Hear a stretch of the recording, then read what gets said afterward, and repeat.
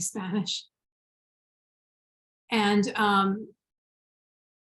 the development of his career and how he ends up being the mover of style that he is and the definer of certain types of paintings in Toledo. He's really a man who is almost out there on his own, doing his own thing. He's developing his own style and also iconographies that are very closely aligned with the cultural and religious orbit of Spain in the late 16th and early 17th century, but he has a very personal way of approaching it. And Iraida mentioned the show that I had co-curated. Unfortunately, it opened in Chicago 1 week before the beginning of the pandemic in 2020.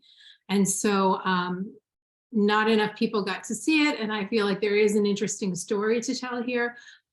Historically, a lot of people have looked at El Greco as a great mystical painter and really keyed on to the religious, the personal manner of style that he develops, which is very ecstatic and exaggerated, and tied that to what we think are prevailing notions about Spanish religiosity and the Counter-Reformation, you know, the era of the Spanish Inquisition. And in studying this artist for the years that I did in preparing an exhibition, I have a very different take. I'm not the only one that looks at him in the way that I do, but the title of this talk, Ambition and Defiance, I think really sums up what I think as a character, as a person, he was really about.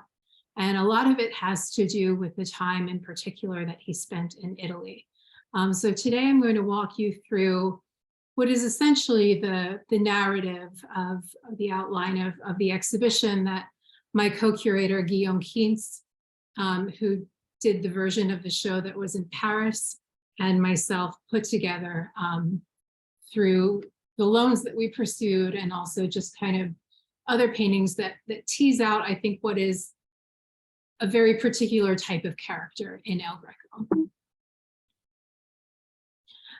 So I'm showing you here, if you were one of about, I don't know, a dozen people who got to see the show in Chicago before the museum was locked down and closed during the pandemic. This was the introduction to the space, and the painting that you see here in the center is a painting that has been in the Art Institute of Chicago's collection since 1906. It was one of the very first paintings bought by any North American museum by El Greco. He was an artist who fell out of favor amongst critics and collectors for about 200 years.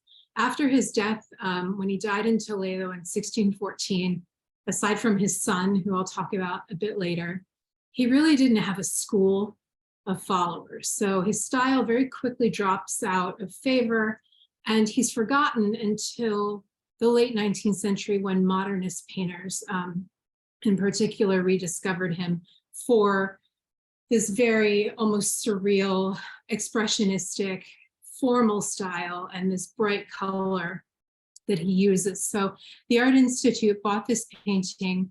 I'll show you where it came from originally. In 1906, the first monograph published, scholarly monograph published on the artist, wasn't published until 1908 in Spain by a scholar named Manuel Cosillo. So this painting was a little bit ahead of the curve in terms of American institutions appreciating this artist. We were able to buy it because of the intervention of the American Impressionist painter Mary Cassatt.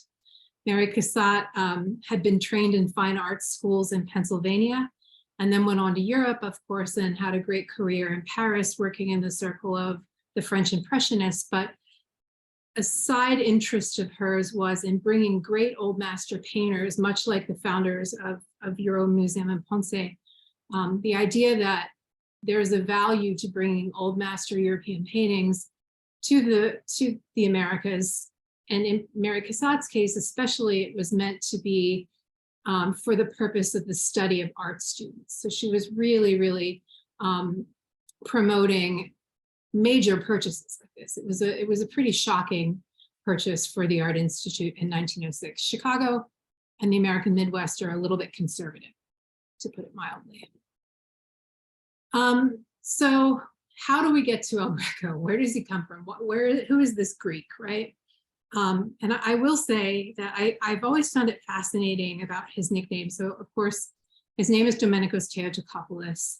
He's born on the island of Crete, a Greek island, but at the time in the middle of the 16th century, it was part of the Venetian Republic. So while it's an island and it's Greek culturally, and its religion was Eastern Byzantine, it was certainly well connected because of the reaches of the Venetian protectorate and trading networks. In his lifetime, he tended to call himself Domenico Greco when he was in Spain.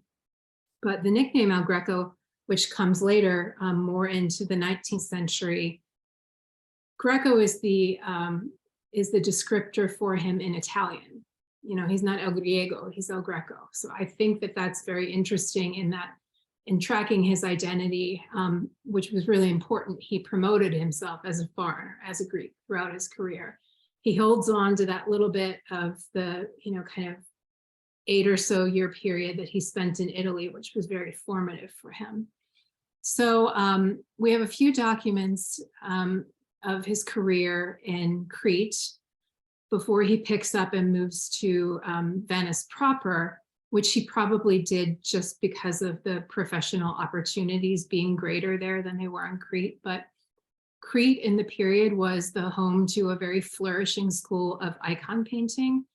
There are, depending on who you ask, about 3 or 4 or 5 or 6 icons by El Greco that survive from his period in Crete. But what's important is that there, as in most major European artistic centers, there was a very rigid way in which you were legally able to develop as a professional artist through the guild system, and it involved an apprenticeship and then being appointed through one means or another a master painter. And he actually went the entire way through that process. He was named a master painter on Crete. So by the time he picks up and moves to Venice in about 1567, we think, maybe early 1568, probably 1567, he had what he needed to launch a career as an icon painter on Crete. And there was certainly a market for that.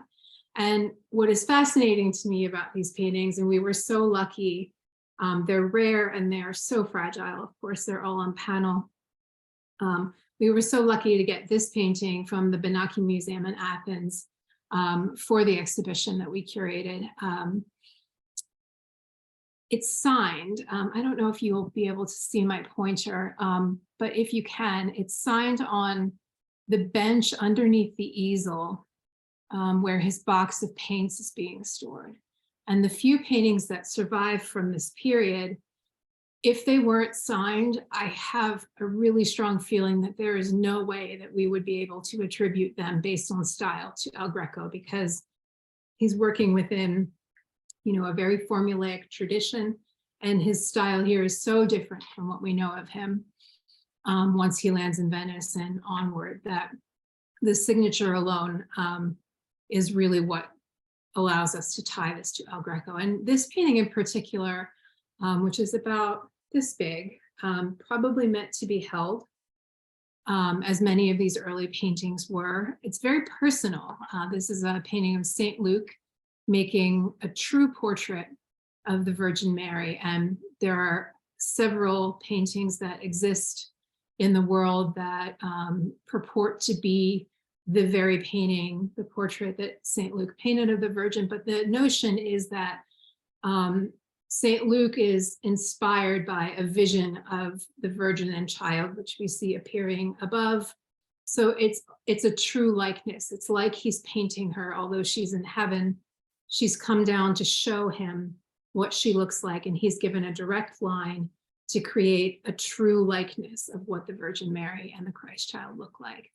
And the damage to the painting, which is extensive in the figure of St. Luke, we think is probably due to veneration over the years, that believers would have rubbed the painting and touched the painting. out of admiration and connection with the saint. It probably goes without saying, but mentioning it anyway, that St. Luke is the patron saint of artists. And so that again ties into a really particular connection for El Greco. And then of course he signs the painting too, also indicating that it's personal for him. So he picks up and moves to Venice, as I mentioned, probably for a greater economic opportunity. The market, Venice was at that point still the main port into Europe. And so the trade and patronage possibilities and the wealth were above and beyond what he could have had in Crete. And he very, very quickly, we think he settled in to a Greek community that was living in Venice. We don't have any documentation, no letters, no records, no inventories, no contracts that survive from about the 3-year period that he spent in Venice. But we can look at his artwork, and I'm showing you 2 versions of the same composition here. Debatable, the one on the right on the screen, the museum in San Diego now seems to think it might be a little bit later, but it's certainly very close in style and in composition to the painting that comes from Canada on the left, which we pretty securely believe comes from this Venetian period. And we see a rapid transformation of his style. That flat icon painting that he had made in Crete, where it's a gold background, there's no 3-dimensional perspective. The highlights on the drapery are laid in what we would call like a striated pattern. There's no real attempt to give it a huge amount. I mean, you can see that the easel is tipped backward into space, but not in a way that makes any sort of perspectival scientific sense.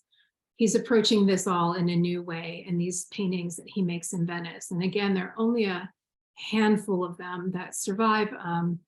He's not dating paintings at this time, so some of them are signed, but a date is never included. It's all guesswork based on style, and you can really trace the development of his style as he, tries to put these figures together in space, as he tries to create atmosphere in the background above all. The artist that he's looking at in this period, early biographers claimed that he was in Titian's workshop, Titian being, the great artist of the time. Titian dies at a certain point, and the other artist who is on the scene that I personally think is more formative for him is Tintoretto. When you look at the really bold use of highlights in these paintings from El Greco in this period, this one from Bergamo, and they're all small and they're all on panel. I really think that you see a lot of Tintoretto in these, and I don't think he was too old at this point to actually be an apprentice. Remember, he had been made a master painter when he lived in Crete. So anything stylistically that he was doing, I think, maybe he was working as a workshop assistant here and there, but I don't think he was formally studying with any of these great Venetian painters of the day. I think he was absorbing what was out there, and it was the height of patronage, public patronage in Venice at the time. It was when Tintoretto was painting in the Scuola di San Rocco, for example. So there was plenty to look at and plenty to absorb. And in this painting, we'll see again how he comes back again and again and again, and with one of your paintings in Ponce, to the theme of St. Francis. But here he's playing with this. How do you put a figure in space convincingly foreshortened, and getting it right in some cases and still working it out in others? It's a really interesting period. So he probably hoped to attract major patronage in Venice. It didn't turn up, and he picks up and moves to Rome. And Rome, of course, is the seat of the papacy.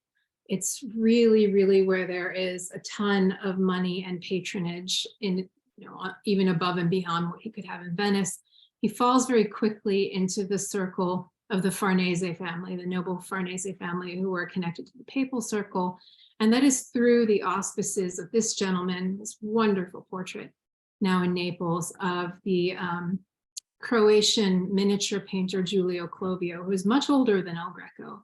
But we have a letter from Clovio to Cardinal Farnese saying, won't you please take in and support my young Greek friend? And we assume that he's talking about El Greco. And in this beautiful portrait that El Greco painted of his really social mentor, more than artistic mentor, we see Clovio showing off a famous book of hours now in the Morgan Library in New York that's known as the Farnese Hours. So this is his big break, right? He's gonna work for the cardinal. He's got a direct line to the Pope. This is the Palazzo Farnese. It's the French embassy today. It was designed, the building was designed by Michelangelo. Michelangelo was the Farnese, the great late patrons of Michelangelo. This is 1570. Michelangelo had only died in 1564. So he's right there. His spirit is looming over the Farnese intellectual and artistic circle. And this is right where El Greco walks in, and he should be fine, should work out perfectly. But he's El Greco, and this is where we start to see his personality coming through. He picks up a whole bunch of new subject matter. This is a very intellectual circle at the Farnese court. They're looking at ancient writing, they're looking at ancient art. There is something called an ekphrasis, which is a poetic description of an artwork. And this is something, this particular description of a boy blowing on an ember comes from an ancient Roman text by Pliny. And it describes this boy blowing on an ember in order to make it hot to light a candle. And so what this painting is, there are two versions of it, is El Greco recreating through his imagination an ancient type of imagery based on the poetic description alone. And so there's a whole learned circle in the Farnese court that's really allowing him to expand the base of his compositions and his subject matter. Wonderful painting. And this becomes, into the 17th century, the figure of a figure, usually a boy, blowing on a candle, blowing on an ember. And of course, for the artist, it's a challenge for how to depict light and then, sparks flying off of the candle. But El Greco was the first one to revive this since ancient Roman antiquity. Michelangelo. We have a couple of accounts where Michelangelo had painted the Last Judgment on the altar wall of the Sistine Chapel, and famously, it included a lot of nude figures. If you're going up into heaven or into hell, why do you need clothes? But in the Counter-Reformation movement of the church, that becomes indecorous. And so, there's a whole argument about what to do with Michelangelo's fresco. Should everybody be given a loincloth, which is what they ended up doing. But there's an anecdote where El Greco, who is a nobody from nowhere at this point, says, I can repaint the whole thing. I can just repaint the whole, I can just tear it down and I can repaint the whole thing. Whether or not that's actually historically true, it jives with what we think we know about his personality, which is that he was extremely confident, to the point of perhaps arrogance or being cocky. But also he's brushing up in the Farnese circle that he's living in with this legacy of Michelangelo in very interesting ways. So he was living in the Palazzo Farnese. He gets kicked out. There's a letter that he writes to Cardinal Farnese in which he says, I'm so sorry that I offended you. It's a typical non-apology. I'm so sorry that I offended you. And what he doesn't say is what he did to offend the cardinal. But whatever he did, he got kicked out of his living quarters and really kicked out of the Farnese circle. And in hindsight, scholars have said, well, it was probably what he said about Michelangelo's Sistine painting, like the cardinal was not going to abide by that. But when you look at his paintings from this period, he's continuing to develop, I'm sorry, there's a siren in the background here. You can hear that. He's continuing to develop the style that he had sort of transitioned into in Venice, but he's embracing Michelangelo now too. So not just Venetian color, but also Florentine disegno, Florentine drawing and design. So I'm showing you this sculpture, very famous by Michelangelo, called the Bandini Pietà, which is in Florence. But at that point in time, it was in a collection in Rome, and we know that El Greco knew it. When you look at this wonderful painting, very small devotional painting, he's turned it onto its side and used it in the composition. And then also fascinating is this bearded figure in the background, which is a portrait of Titian. So it's a way of him, kind of working through all of these inspirations in this transitional moment in his career. And this marvelous painting in Minneapolis, which really calls out, in a way, as a manifesto, who he is trying to align himself with as an artist. He paints this subject matter several times. I think there's 5 or 6 versions, which is not unusual for him to repeat a composition over the course of his career. And the subject is wonderful for him because it's very violent and dramatic in action and expression. It's Christ driving the money lenders out of the temple in Jerusalem. And so we have all this violent action here. And then in this version only of all of them, tucked into the lower right corner, we have these 4 figures in portraiture. And as we think we can identify them from left to right, they are Titian, Michelangelo, Giulio Clovio, who we saw in that solo portrait earlier. And then the portrait on the far right is probably Raphael. And that's very interesting, Raphael in particular, because I don't think anyone has ever looked at El Greco's art and thought, well, yeah, he was probably looking at Raphael, but he's really trying to align himself with artistic greats in this period in Rome. So after the papal patronage and the Farnese thing falls apart, El Greco goes to Spain. And we don't have any real documentation about why he chose to do that, but the prevailing notion is that Philip II of Spain in this period was building palaces and churches all over the place, and they all had huge amounts of wall space that needed to be decorated. And Philip II was an extremely discerning patron of art. He was importing the best artists that he could find. There was no tradition of fresco painting in Spain at that point. And when you're decorating palace walls by the acre, you probably want to do it with fresco. So he was turning to Italy and getting the best artists that he could find, especially from Rome, where artists had been doing fresco projects for the Pope. And he was bringing them to Spain to decorate palaces, like above all El Escorial. And so we think that El Greco probably saw the moment and thought, well, Philip is looking for Italian artists, and I'm considering myself an Italian artist at this point. So he picked up and goes. And he may have landed in Madrid first. It's a little unclear, but he ends up in Toledo very soon. And this is in about late 1576, 1577. So he had been in Italy for a total of about 10 years. He's about 35 years old at this point.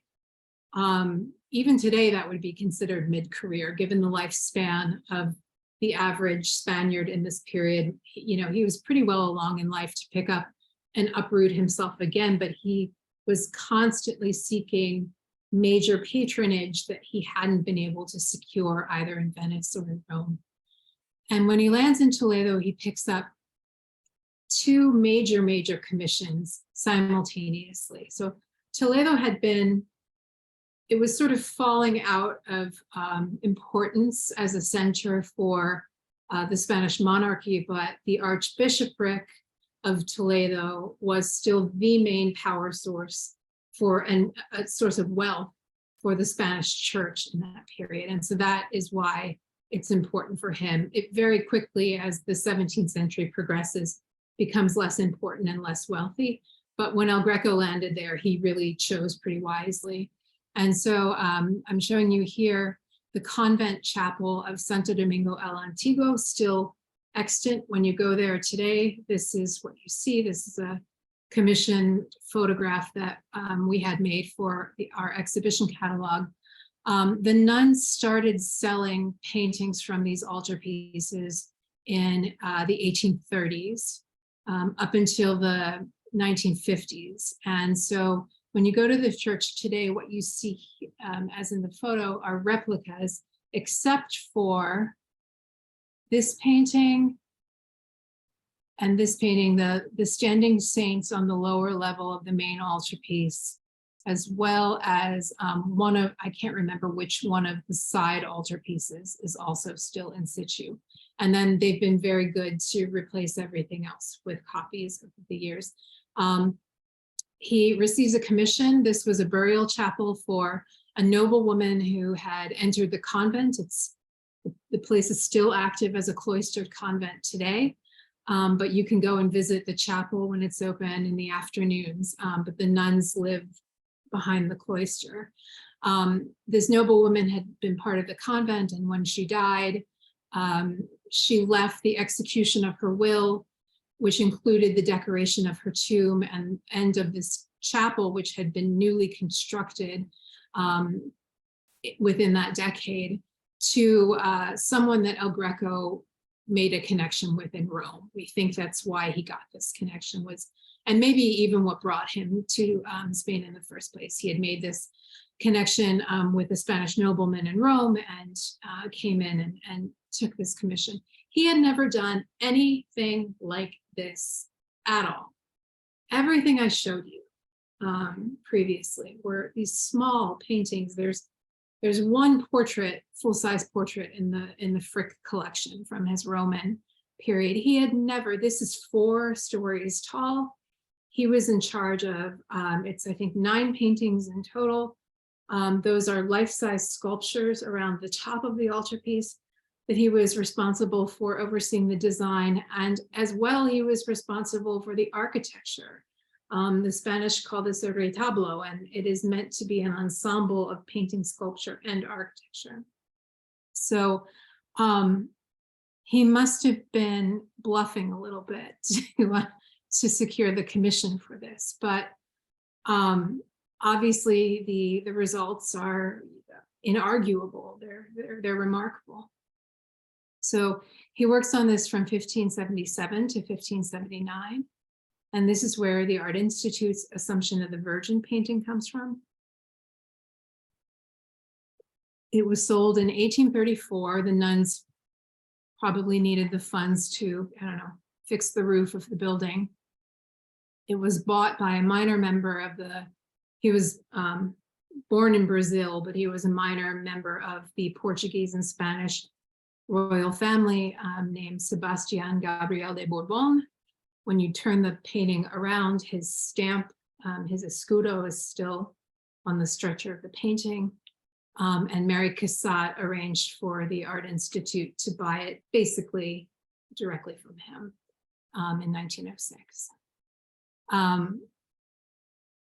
It's remarkable to think about how he jumped from the scale that he had been painting on to this painting, which is 14 feet tall, unframed.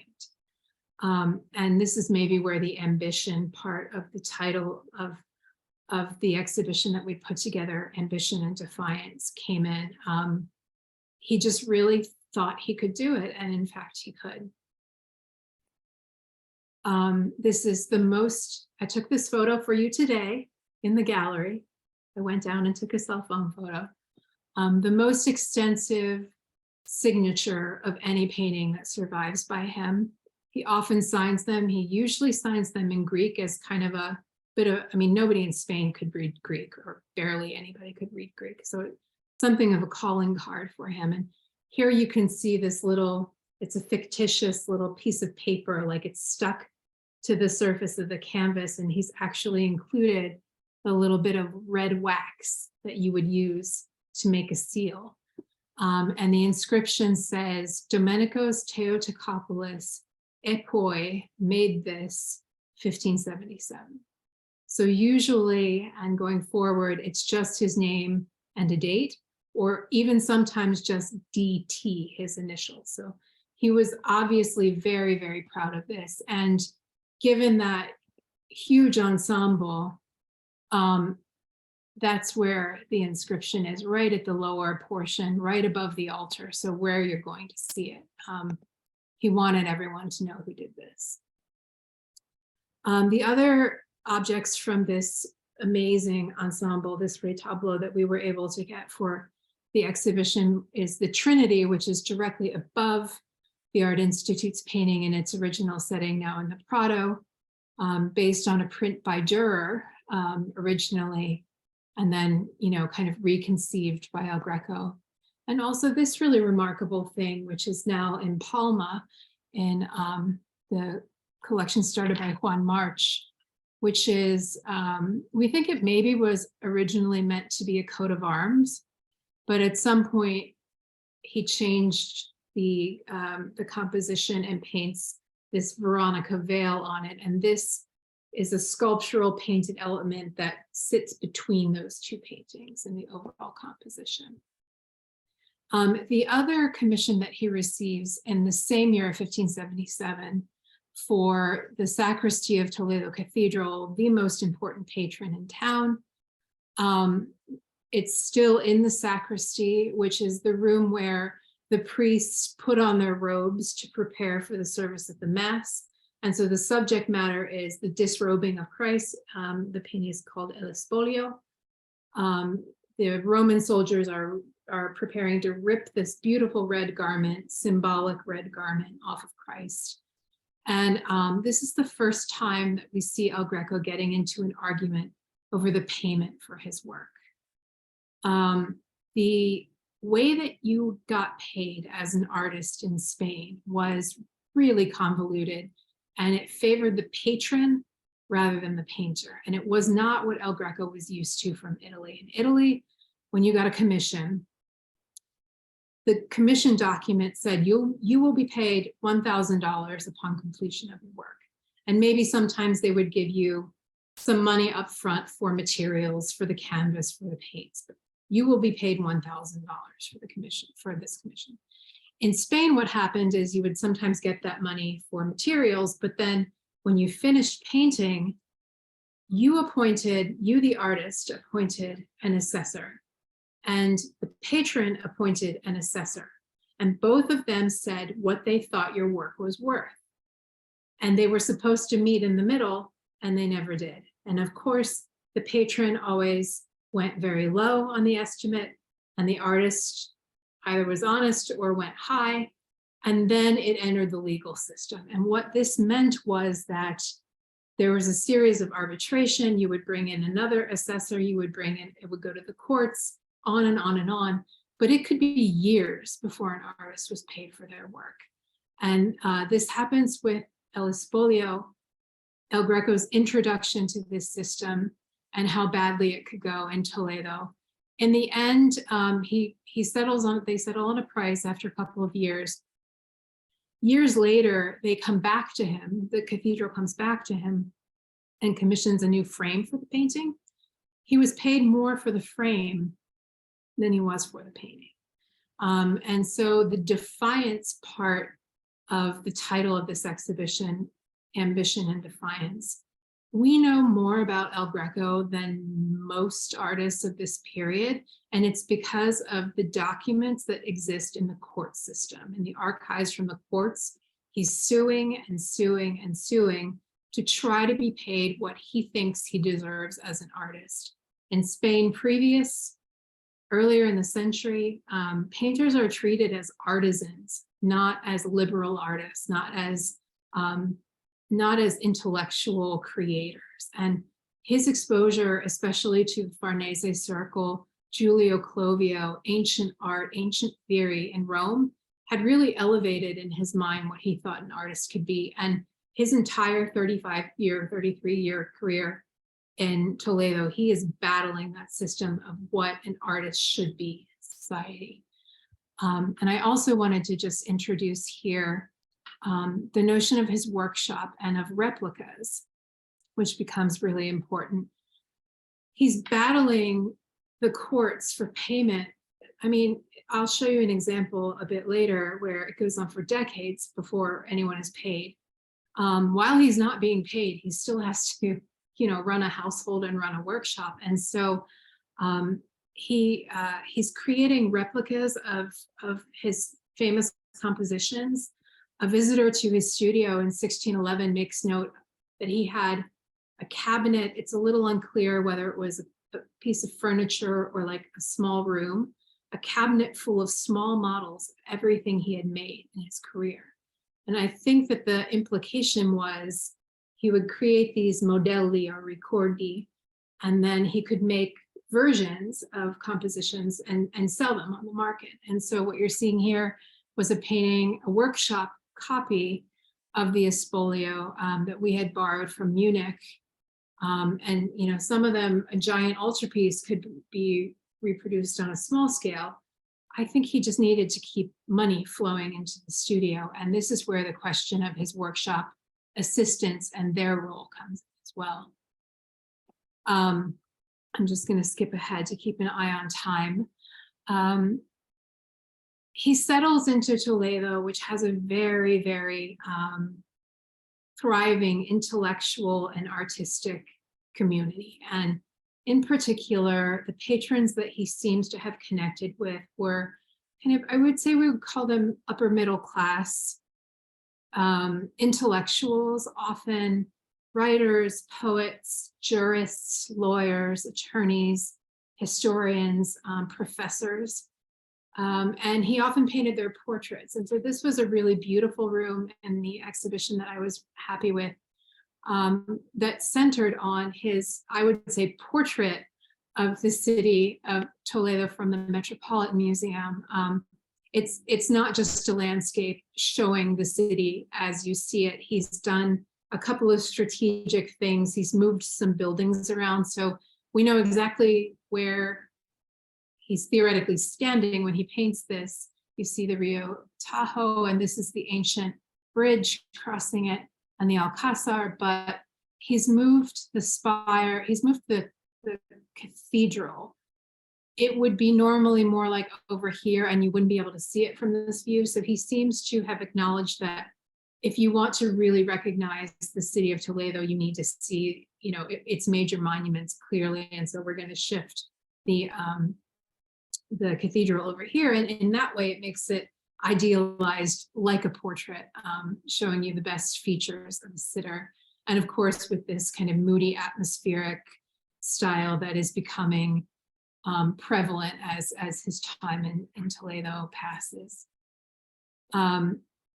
Two of the great intellectuals that he was friends with and that he painted, wonderful, some of the best portraits that he made.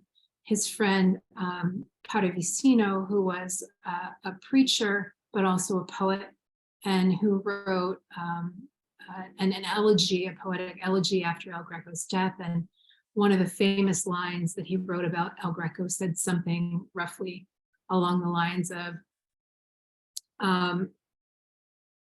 Toledo, like Crete gave him his brushes, but Toledo gave him his art, or something like that, like acknowledging the importance of Toledo for establishing who El Greco was. And it's as if he's been reading two books at once, and you've walked in and interrupted him in his studies. Another, Francisco de Pisa, another scholar who wrote a 2-volume history of the city of Toledo. And this is a very late portrait El Greco leans on the use of his workshop assistants more and more and more as his career progresses later in his career. But to me, there's nothing that isn't the hand of El Greco. It is just so flashy. And he's wearing, we've all been in a library that's pretty cold. I feel like, this fur-lined robe, he's poring over this tome. It's a history by an Italian scholar. We know that because of the inscription along the edge of the pages. He's pulled on his fur-lined robe, and you see the seriousness of this man and of his intellectual efforts. So he's working for this group of intellectual upper middle class, lower upper class patrons on things like portraits and domestic religious images, which I'll show you in a moment. But he's also doing major public commissions as well, and still getting into fights over being paid for them. And this is another example, famous burial of the Count of Orgaz, his largest painting, enormous. It's still in the parish church that it was created for. It was El Greco's own parish church. And the complicated backstory had to do with a miracle that was ascribed to a nobleman, a knight who died in an earlier century.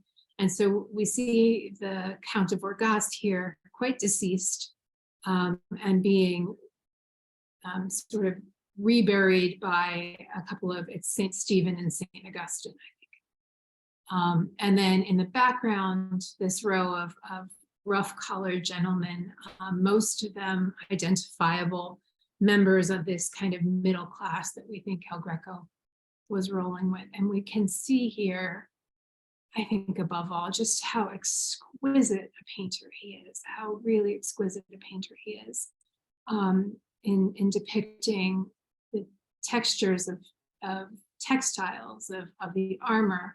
And I also want to point out the young boy, the page boy, we think is a portrait of his beloved son, Jorge Manuel, who became his main workshop assistant in later years. And I show you a portrait of Jorge Manuel here. How good of an artist he was, we can debate, but he certainly, his father counted upon him in the running of his studio.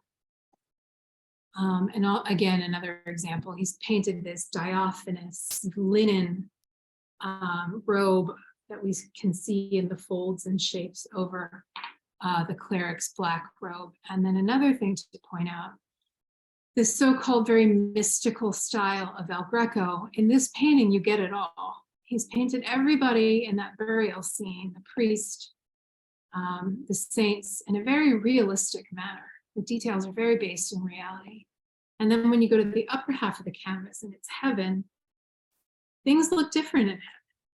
Figures are elongated, they're more exaggerated. And I think this becomes, part of what we consider El Greco's personal style. Did he have astigmatism? No, he had a way of depicting divine figures to make them look different than the figures that we see here on Earth.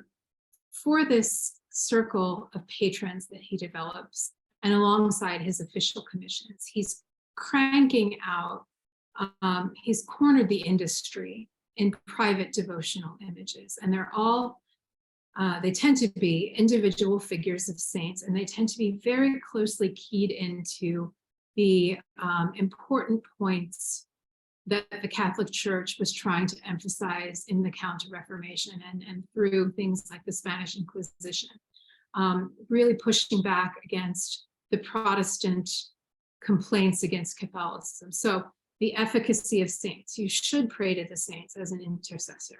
They will help you. They will help your messages reach God. And there are certain religious devotional acts that are emphasized. Above all, for El Greco, we see these images of penitence. St. Francis is a very, very popular saint in the 16th and 17th century across the board. And in this case, we see him, and there are many versions of this painting. I'm showing you a larger version in San Francisco, and then one smaller, slightly, in the Art Institute of Chicago's collection that were in the show. And again, I think he's painting these, and then you could kind of order them on a different size based on what you needed for your own personal use. So St. Francis meditating on a skull, which is the symbol of vanitas, all the achievements and the riches of the world that you might achieve and gain are worth nothing because you're going to die and you will be a skull. And meditating on a sculptural figure of Christ while he's praying in the wilderness. Your wonderful painting of Brother Leo and St. Francis also fits into this larger Franciscan category, showing you here, of course, the installation view in San Juan, which I'm hoping to come and see soon. We had in the exhibition the version on the left, which comes from the National Gallery of Canada. And here I'm showing you the Ponce version. And don't pay attention to the differences in the color. I think that's just because of the photographs. I don't think that actually shows what the paintings look like. The question of how much workshop intervention was present in these replicas is a really good question. Your painting is phenomenal. It's often really, really hard to determine what the original version was and which are the replicas. And both of these paintings are pretty close in size. So it's not like you've got one large original and then a smaller replica, which we have in some cases, and that makes it a much clearer situation. So I think there are many, many examples of these where El Greco himself was creating replicas of his popular compositions. Other penitent saints that become very popular and that he paints over the course of 30 years in slightly different styles and slightly different formats. Penitent saints like Mary Magdalene in the wilderness, the elements are almost the same as St. Francis, except she's a beautiful woman, which, sort of bumps her appeal up for collectors, perhaps. In one painting and one painting only is she shown kind of looking sexy. In the Venetian tradition, Titian, often she'll have bare breasts. The flowing hair is really meant to emphasize her sensuality. With El Greco, it's usually a little bit more subdued. In this case, this is a very beautiful version from Worcester, the Worcester Art Museum. And similarly, a series of paintings of the penitent St. Peter. And the story there is that he's felt guilt because he's denied knowing Christ 3 times in the run-up to Christ's execution, and he's kind of fled, and he's having a moment to think about what he's done and to express his penitence. So it places him in the same sort of setting as Mary Magdalene and St. Francis. Another section of the exhibition that I really thought was interesting in touching on this notion of the workshop and repetition and reuse of images for different formats and for different purposes was related to images of the crucifixion. These wonderful, sinuous, mannerist bodies of Christ that he creates from an altarpiece that we borrowed from the Louvre. An altarpiece, you can see it's 248 centimeters tall, to a small version, 86 centimeters tall, from the Getty Museum. And here I have an installation shot of that part of the show, really showing you how he could reuse these models. And I think the date range of these is something like 25 years for different purposes. And even in sculpture, this is a controversial object. I think not all scholars are in agreement. We know that El Greco made sculpture, or at least his workshop, he was commissioned to make sculpture. This is in a private collection, and to me, there's no argument that it didn't come out of his workshop. Whether somebody carved it and he painted it is a different question, but it completely fits the style of his paintings we were looking at. Here's a really good example of the difference in quality that you can see sometimes with El Greco and his workshop assistants. So an apostolado is a series of portraits, imaginary portraits of the 12 apostles, and he made 5 or 6 of them that we know of. The painting in the center of the screen is generally thought to be by El Greco himself. The two paintings on the side have high levels of workshop intervention, and you can see things like painting on the left, figure's shoulder just sort of falls away. You know, the anatomy doesn't quite work. The highlights are clunkier, and that's where, as a connoisseur, we can see more of the workshop. And in particular, in the later years of his career, we see more intervention from his son, Jorge Manuel. After El Greco dies in 1614, Jorge Manuel has an independent career as an artist himself, so we know what his paintings look like. And so in the exhibition, we had this pair on the left from Chicago, on the right from the Hispanic Society in New York. The Chicago painting, we think, is El Greco and his workshop. And we know that the Hispanic Society on the right is just Jorge Manuel by himself. And what you look for to see this workshop intervention are details like this in Chicago's painting, which again is El Greco and workshop. So the person who painted the head of this apostle next to Christ in red and green is not the same person who painted the head of Christ. Those are two different styles. Those are two different hands at work. And that's the argument for his workshop assistants helping him out in some of these cases.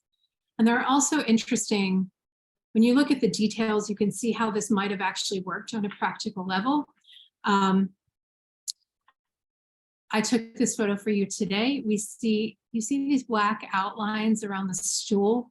We think that El Greco would lay in the outlines of the composition, and then the workshop assistants would come in and fill out the figures, and then maybe El Greco would come back and finish off some of the details. When you look closely, you can see maybe how this actually worked.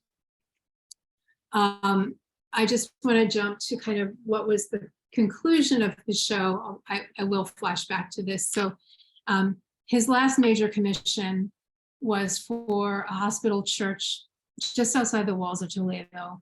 It was the best example of him battling the authorities, and then his son battling the authorities. It was commissioned for the main altarpiece and the side altarpieces of this hospital church dedicated to St. John the Baptist. El Greco died. His son died in 1631. The commission happened in 1608. His son died in 1631, and they were still fighting over the payment for it when his son died in 1631. And this is the lone surviving piece. It's a fragment of a painting that El Greco started and never finished from that main altarpiece, now in the Met in New York. And our exhibition in Chicago ended, and this is the way in my head I tie up El Greco as an artist and his career in Toledo with this remarkably beautiful painting, an altarpiece 3 meters tall from the Prado, a nocturnal scene, the adoration of the shepherds. It's generally thought that this figure, the kneeling elderly man in orange in the foreground, is a portrait of El Greco himself, and the standing figure in yellow and blue, perhaps his son Jorge Manuel. This is an altarpiece that was painted for El Greco's own family tomb. That it was to decorate the family tomb in the Church of Santo Domingo El Antiguo. So for me, it's fascinating that that painting, which is thought to be the last thing that he did by his own hand before he died, without much intervention from the workshop at all, very personal with himself in the foreground for his family tomb, brings us back full circle to the same place that was the introduction to his professional career in Toledo. Thank you very much.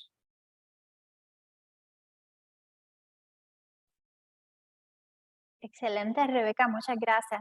¿Me escuchan, verdad? Can you hear me?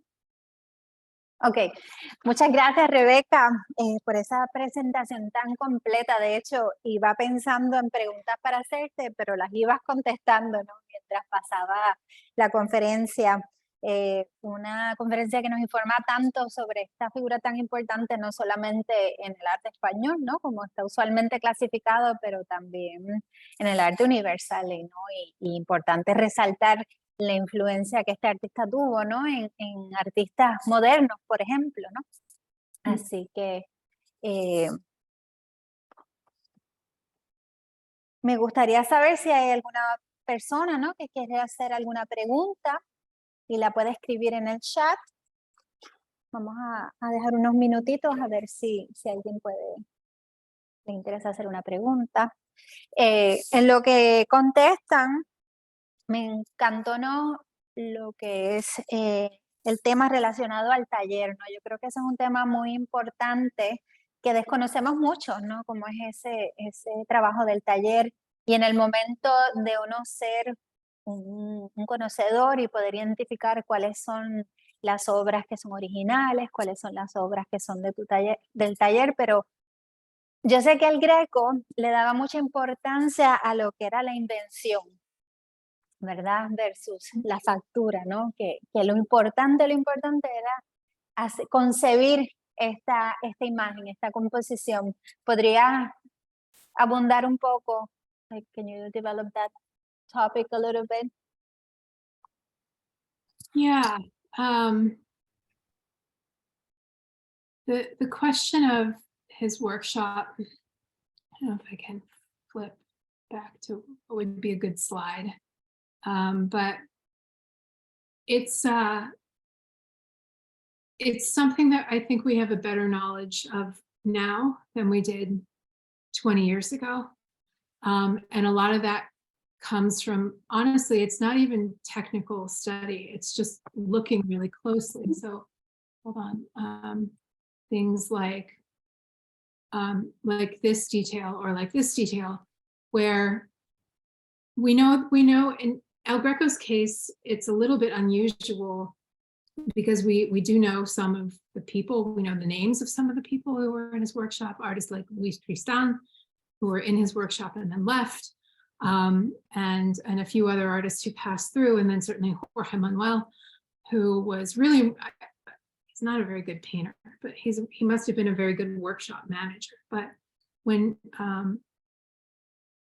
you spend the time to look at these paintings and look at these details, like I said, you can see very clearly, to me right now, I see 4 different hands painting these faces, right?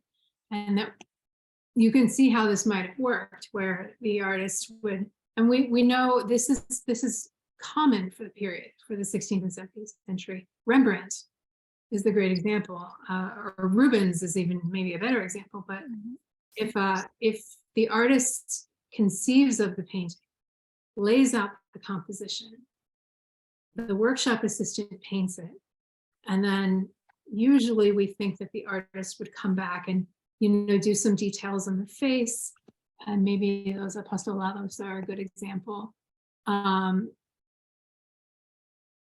The artist Rembrandt could say Rembrandt, El Greco could say El Greco, because it comes from the studio and it is authentic.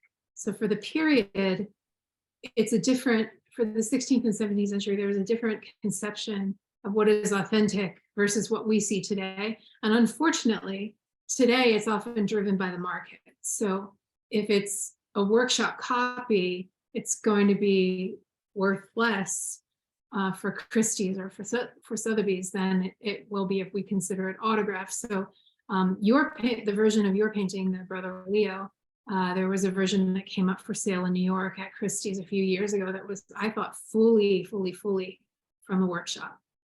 And they wanted to sell it at a price that was like El Greco, but in the period it didn't matter. You'll see sometimes in a contract that a patron will say, I want it to be by his hand, like I'll pay more money for it to be by his hand. But the fact that an assistant would have contributed to it doesn't, in the period, impact what we think of as authenticity. It's the brand and the marketing and the brand of the studio. And so it's a different way of looking at, it's like Jeff Koons, if you want to think about it that way. He doesn't make any of his own artwork. He designs it and then he tells his assistants what to produce. So in a way, it has a modern kind of parallel, but there are some things where I think you see in particular in the painting on the left in this screen, where you know, it's hard to see what the body is underneath that drapery. The face looks really nice. That hand, like there's clearly a certain way to paint a hand in El Greco's workshop, but the rest of it, you know, maybe not. It's a fascinating topic, and there's no catalogue raisonné for El Greco because scholars have so many different opinions about how much workshop is present in some of these paintings or another. But when you look at the sheer number of paintings that he produced, we know that it had to have been a pretty remarkable workshop production. We don't know anything about, you know, how many assistants he had. He may have hired more and then let them go and then hired more. We're not quite sure how that actually worked technically, but it's a fascinating question. Excelente, Rebeca. Y eso resalta, ¿no?, la importancia de considerar el contexto, ¿no?, en el que se hacen estas obras. No solamente analizar visualmente, pero considerar para quién se hacían y por qué se hacían y cómo se valoraban en ese momento. Bueno, pues nada, no hay preguntas, pero sí comentarios, ¿no?, agradeciendo la conferencia. Muchas gracias nuevamente por este regalo que nos has hecho esta noche, viendo las fotos de Santo Domingo el Antiguo. Recuerdo, ¿no?, cuando viajamos a España hace unos añitos. Creo que salió una pregunta. Sí, una preguntita por aquí. Yo lo puedo leer por acá. Ok.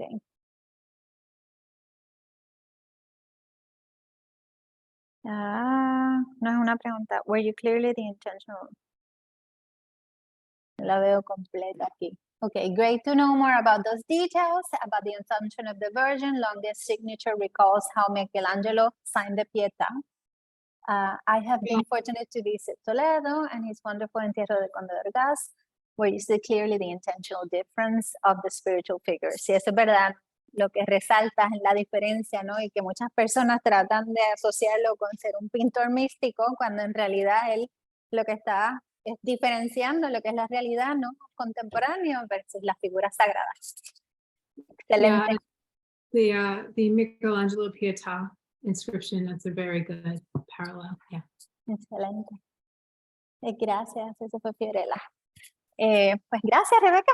Hasta pronto, y sí, esperemos que nos visites en San Juan próximamente y en Ponce también. Y Sí. a los que nos están acompañando esta noche, muchísimas gracias nuevamente. No falten, ¿no?, de visitar la exposición en el MAPR de la Edad del Arte Español, y pendientes para las próximas actividades que tenemos en agenda.